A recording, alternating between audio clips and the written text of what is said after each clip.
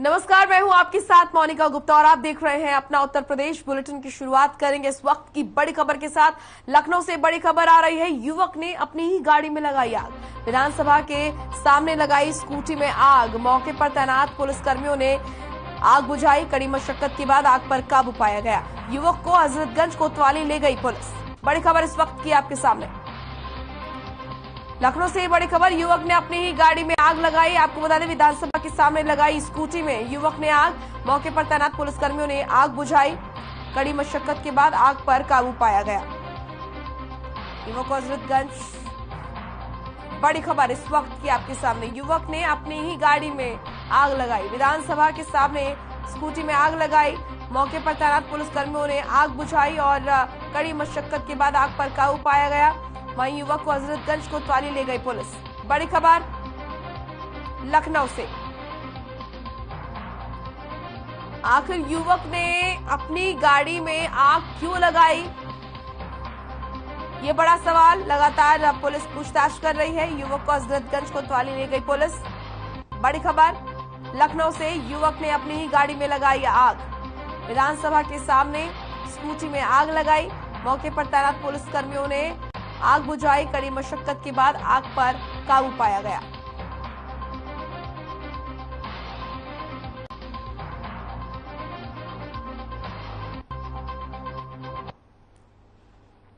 एक और बड़ी खबर आ रही है लखनऊ से। दबंगों ने ऑटो चालक को किया घायल। मामूली विवाद पर ऑटो चालक को पीटा। सुरक्षा व्यवस्था पर उठ रहे हैं सवाल। बड़ी खबर इस वक्त की आपके सामने। दबंगों ने ऑटो चालक को पीटा। मामूली विवाद के चलते ऑटो चालक की पिटाई की गई। सुरक्षा व्यवस्था पर सवाल उठने लगे हैं। लखनऊ से ये बड़ी खबर। मामूली विवाद को लेकर ऑटो चालक की पिटाई की गई। ऑटो चालक घायल है और दबंगों ने ऑटो चालक को खूब पीटा। सुरक्षा व्यवस्था पर सवाल इसको लेकर उठ रहे हैं। दबंग आखिर क्यों इतने बेखौफ घूम रहे हैं और क्यों आम लोगों को इस तरीके से शिकार बनाया जा रहा है। ऑटो चालक को बुरी तरह पीटा। ऑटो चालक घायल है। सुरक्षा व्यवस्था पर सवाल उठ रहे हैं। आखिर क्यों लखनऊ में इस तरीके से दबंग जो है वो बेखौफ घूम रहे हैं। किसी का भी किसी तरीके से डर खौफ दबंगों में नजर नहीं आ रहा।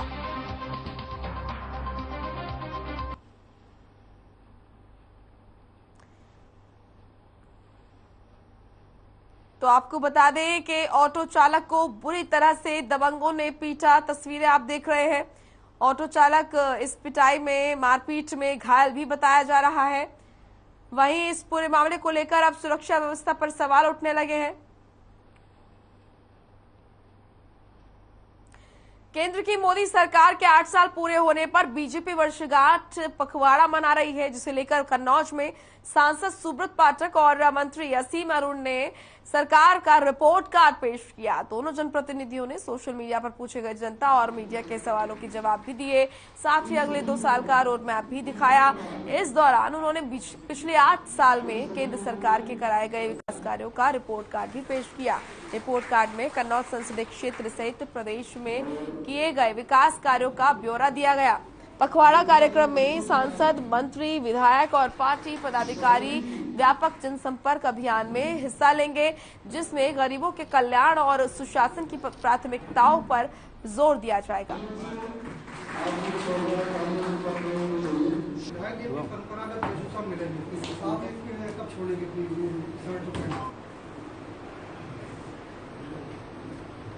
इसका पीडीएफ अभी दे दो।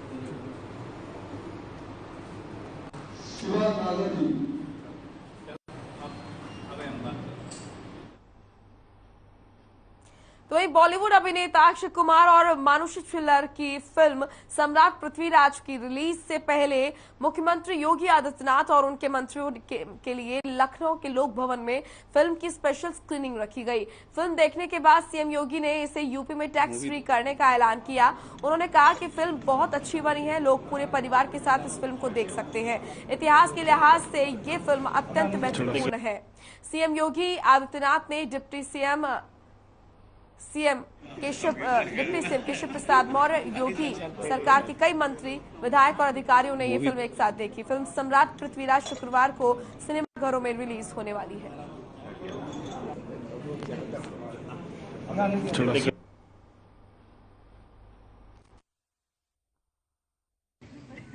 कला अपने आप में एक प्रतिभा होती है। ये ईश्वर प्रदत्त एक विशिष्ट प्रतिभा होती है और उस कला को अभी इस सम्राट पृथ्वीराज के रूप में इस फिल्म के माध्यम से इस देश के प्रख्यात अभिनेता से अक्षय कुमार जी की इस अभिनव के माध्यम से हम सब ने इस फिल्म के माध्यम से देखा है। मैं लेकिन बीते हुए कल से आज का परिचय होना बहुत जरूरी है। हम कौन थे, क्या हो गए, आगे कुछ गड़बड़ ना हो, इस बात के लिए इतिहास जानना बहुत जरूरी है। ऐसा जो अभी सुनने से समझ में आ रहा है कि बहुत शानदार दी गई है और इस फिल्म के जो बनाने वाले हैं सबको बधाई देता हूँ। लेकिन देखने के बाद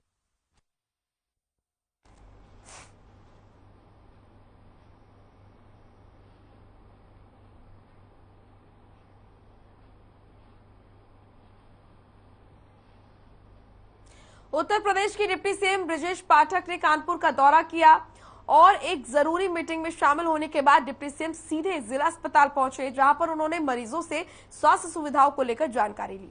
मीडिया से बात करते हुए डिप्टी सीएम ने बताया कि प्रदेश के सभी अस्पतालों में स्वास्थ्य सुविधाएं बेहतर हो, इसके लिए अस्पतालों का जायजा लिया जा रहा है। डिप्टी सीएम ने बताया कि मरीजों को भगवान मानकर सेवा की जाएगी। योगी सरकार ने प्रदेश की चिकित्सा व्यवस्था चुस्त दुरुस्त रखी है। मरीजों को सरकारी दवा मिलेगी, अस्पतालों में पीने का पानी मिलेगा, स्ट्रेचर और व्हील चेयर उपलब्ध होगी। उन्होंने बताया कि करीब 90% मरीज सरकारी अस्पतालों में इलाज करवाने आ रहे हैं। जहां कहीं भी दिक्कत है उनको दूर किया जाएगा।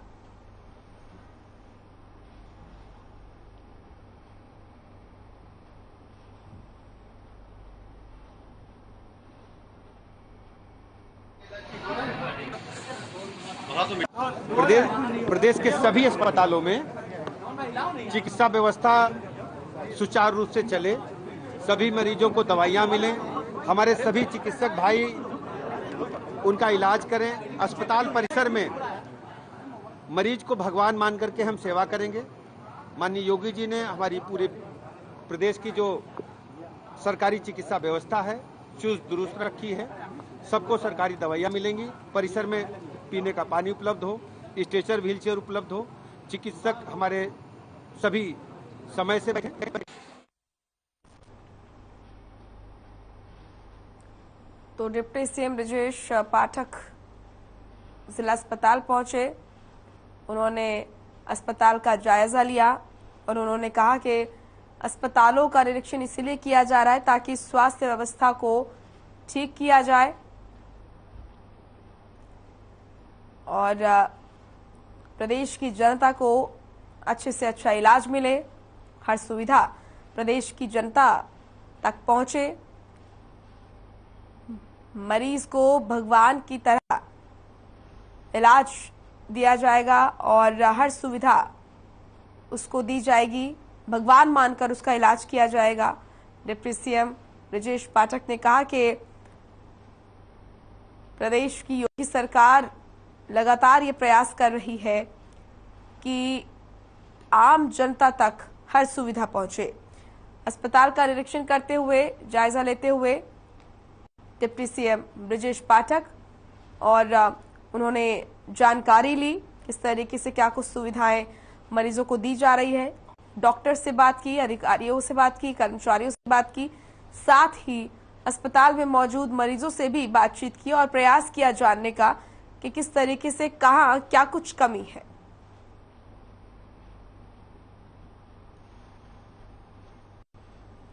लखनऊ में इन दिनों चोरों के हौसले बुलंद हैं। चोरों ने आदर्श विहार इलाके में बंद मकान का ताला तोड़कर करीब 7 से 8 लाख की जेवर और नकदी पर हाथ साफ कर लिया। चोरों ने ईंट कारोबारी के घर को अपना निशाना बनाया। वहीं कारोबारी ने पुलिस पर लापरवाही का आरोप लगाया। उन्होंने कहा कि पुलिस बिना जांच किए चली गई। इन दिनों पुलिस की लापरवाही पर लगातार सवाल उठ रहे हैं।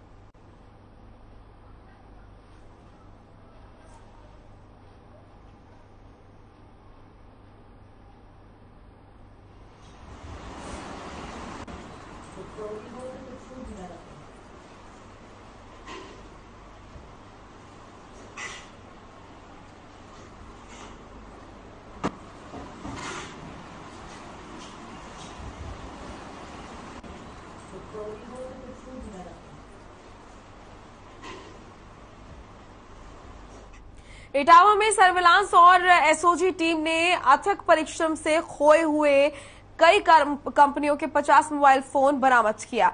वहीं पुलिस लाइन सभागार में यहां पर आपको बता दें, ये तस्वीरें आप देख रहे हैं जहां पर एसएसपी जयप्रकाश सिंह ने सभी मोबाइल स्वामियों को सावधानी पूर्वक मोबाइल प्रयोग करने और सुरक्षित रखने की सलाह दी।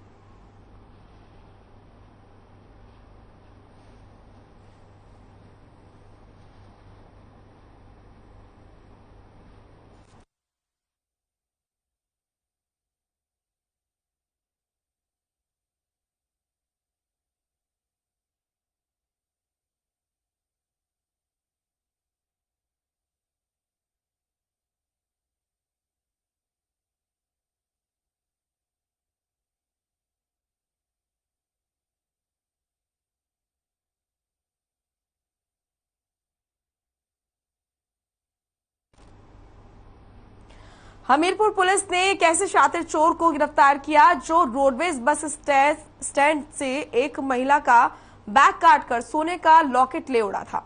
पुलिस ने मामले का खुलासा करते हुए बताया कि चोर के पास से 2 लाख रुपए की कीमत का बना लॉकेट बरामद किया गया है। एक चोर को तो पुलिस ने गिरफ्तार कर लिया, जबकि एक चोर अभी पुलिस की गिरफ्त से बाहर है, जिसकी तलाश की जा रही है।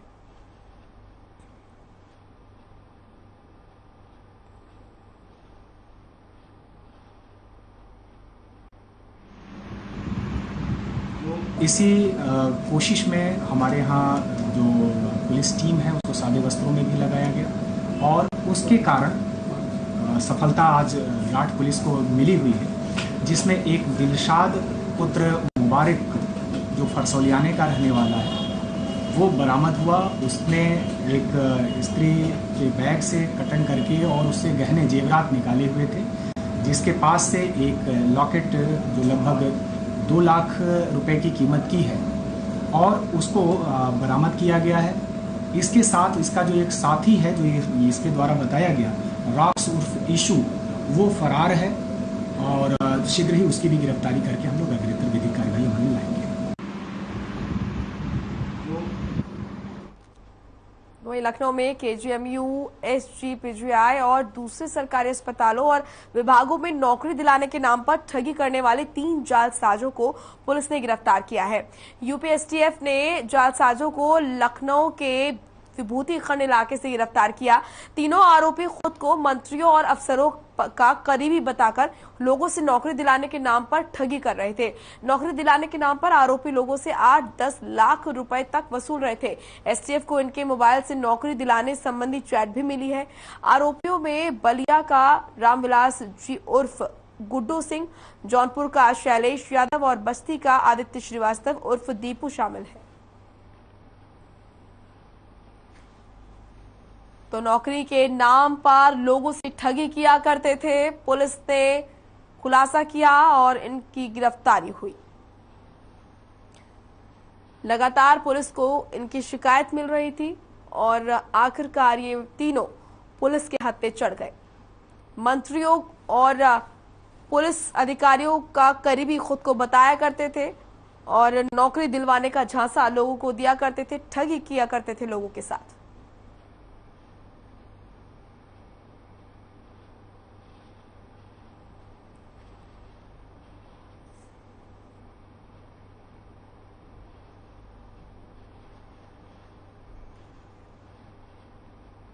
चलिए अब खबर लखनऊ से है, जहां 2 पक्षों में विवाद सुलझ समझौता कराने के बावजूद भी दबंगों ने अपनी दबंगई दिखाना कम नहीं किया। कल रात 9 बजे की गेंदालाल की जमीन में दबंगों ने रात में चोरी से सीवर पाइप डाल दिया था। इसी को लेकर गेंदालाल को बंदूक दिखाकर दबंगों ने जान से मारने की धमकी दी। जान से मारने की धमकी से पूरा परिवार डरा हुआ है। वहीं लखनऊ बिजनौर थाना प्रभारी राजकुमार घटना को निराधार बताते हुए रफा दफा कर दिया। पीड़ित यहां पर दर बदर भटकता हुआ न्याय के लिए गुहार लगा रहा है। गेंदालाल ने कहा कि दबंगों ने बंदूक और अवैध कट्टा से कभी भी बड़ी घटना को अंजाम देने के लिए कहा है। गेंदालाल ने डीसीपी से भी मुलाकात की और मामले की जानकारी दी। मामले को संज्ञान में लेते हुए इंस्पेक्टर बिजनौर को आश्वासन इंस्पेक्टर बिजनौर ने आश्वासन दिया है कि आप सही तरीके से जांच करें। और अब तो आपको बता दें कि इंस्पेक्टर से जांच करने के लिए कहा गया है, वहीं ये भी कहा गया है, आश्वासन दिया गया है कि जो आरोपी हैं उन्हें सलाखों के पीछे डाला जाएगा।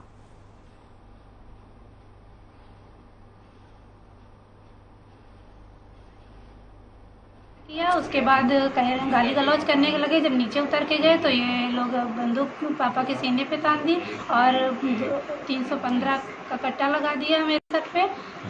और उसके बाद फिर सर हम चाहते हैं कि पुलिस हमें सुरक्षा दे और हम लोगों को हमारे जान का खतरा है हर समय कि ये लोग धमकियां दिया करते हैं, जिसके कारण हमें बंदूक निकालते हैं, जिसके कारण हमें मतलब डर बना रहता है। हम लोग बहुत डरे सहमे हुए हैं, इसलिए हमें मीडिया का सहारा लेना पड़ा।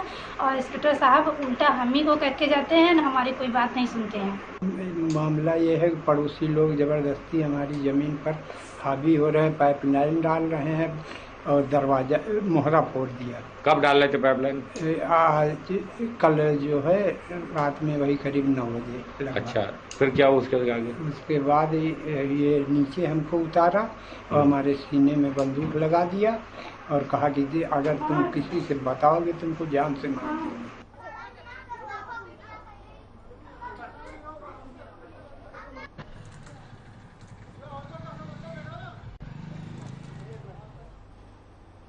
लखनऊ में राष्ट्रवादी युवा अधिकार मंच की एक महत्वपूर्ण बैठक हुई, जिसके बाद संगठन के राष्ट्रीय अध्यक्ष शशांक शेखर सिंह पुष्कर ने प्रेस क्लब में प्रेस कॉन्फ्रेंस रखी, जिसमें दिल्ली में होने वाले जंतर मंतर पर आयोजित सत्याग्रह कार्यक्रम को सफल बनाने की रणनीति पर चर्चा की गई।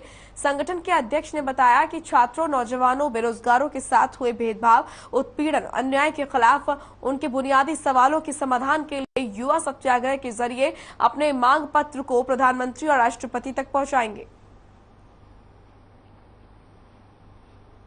सारे सवालों को लेकर के जंतर मंतर में है, जातियों के रूप में लोगों ने बांट रखा है। मैं समझता हूं कि ये मेरे लिए कठिन टास्क है, लेकिन आप जानते हैं कि मैं पिछले 7-8 सालों से ये प्रयास कर रहा हूं। लोगों के अंदर जागरूकता आई है। राजनीतिक दल कहीं न कहीं युवाओं के इर्द गिर्द घूमना शुरू कर दिए हैं, उनके मुद्दों पर घूमते हैं, लेकिन लोग जानते हैं कि इनकी नीति और नियत दोनों स्पष्ट नहीं है। ये राजनीतिक दल सिर्फ नौजवानों के नाम पर राजनीति करती है।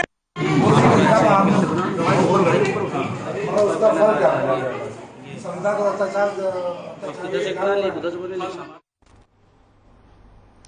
19 यूपी एनसीसी गर्ल्स बटालियन की कैडेट अंडर ऑफिसर वैष्णवी गिरी को उनकी उच्च प्रतिभा, संगठन के प्रति निष्ठा और एनसीसी और समाज में उनके यहां पर सार्थक योगदान के लिए 1 जून 2022 को लेफ्टिनेंट जनरल गुरबीर पाल सिंह, महानिदेशक एनसीसी ने डीजीएनसीसी प्रशस्ति पत्र से सम्मानित किया। अंडर ऑफिसर वैष्णवी गिरी उत्तर प्रदेश की एकमात्र कैडेट है जिन्हें इस साल डीजीएनसीसी प्रशस्ति पत्र से सम्मानित किया गया। वैष्णवी गिरी आईटी कॉलेज लखनऊ के 105 कैडेट्स में से एक है। निदेशालय स्तर पर कई सांस्कृतिक कार्यक्रमों में उनकी प्रभावशाली भागीदारी रही। वैष्णवी एनसीसी दिवस 2020 और गवर्नर हाउस लखनऊ में 2021 में आयोजित अलंकरण समारोह और इंटर ग्रुप प्रतियोगिता टीम के लिए लखनऊ ग्रुप मुख्यालय का हिस्सा रही है। गणतंत्र दिवस परेड 2022 में वैष्णवी ने उत्तर प्रदेश का प्रतिनिधित्व भी किया था।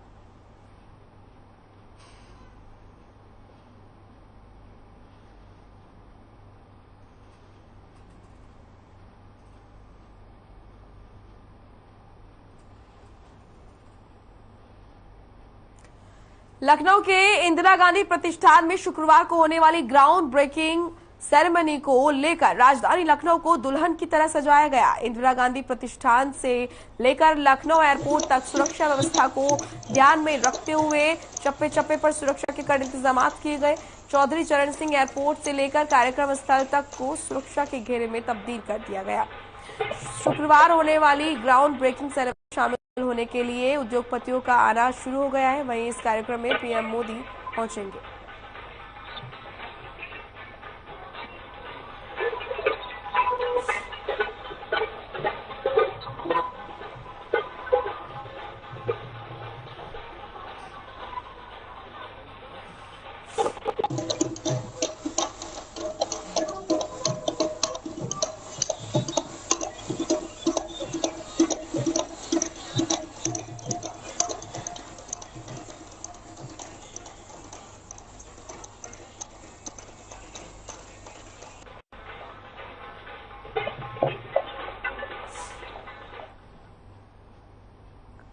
हमीरपुर में संपन्न हुए सर्व जातीय सामूहिक विवाह समारोह में 57 जोड़ों ने एक दूसरे का दामन थामकर एक साथ जीवन जीने की कस्में खाई।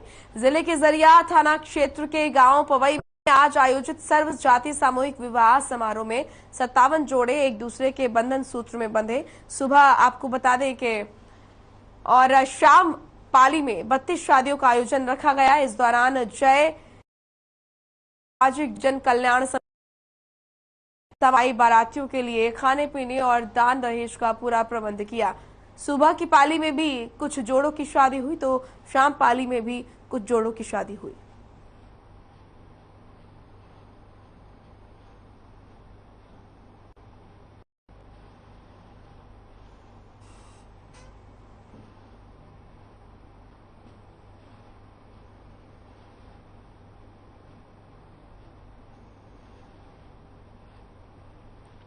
चलिए अब खबर बदायूं से है, जहां वरिष्ठ पुलिस अधीक्षक डॉक्टर ओपी सिंह के द्वारा चलाए जा रहे यातायात जागरूकता अभियान के तहत थाना उगेटी पुलिस ने सड़क पर बिना हेलमेट चलने वाले वाहन चालकों को जन सहयोग से 50 हेलमेट वितरित किए। साथ ही यातायात नियमों का पालन करने के लिए लोगों को जागरूक भी किया। प्रभारी निरीक्षक थाना उगेटी राजीव तोमर ने बताया कि हेलमेट का उपयोग करें और अन्य को भी प्रेरित करें। 3 सवारी बाइक पर न चले, वाहन लाइसेंस और वाहन के कागजात साथ में जरूर रखें।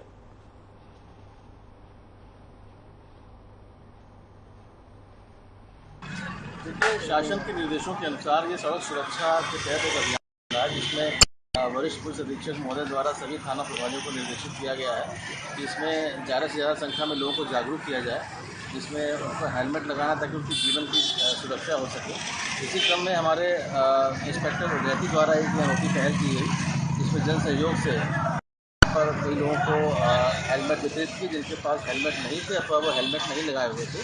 तो ये एक तरह का एजुकेशनल इनिशिएटिव है और एनफोर्समेंट की कार्रवाई तो पुलिस निरंतर करती है, मगर इस तरह की जिसमें लोगों को शिक्षा मिले कि उनको हेलमेट लगाना आवश्यक है और उनको महसूस हो कि हेलमेट इतना आवश्यक है कि पुलिस खुद उनको प्रदान कर रही है ताकि आगे से इस चीज़ को कभी भूलें नहीं। चलिए फिलहाल इस बुलेटिन में इतना ही। आप देखते रहिए हर खबर। नमस्कार।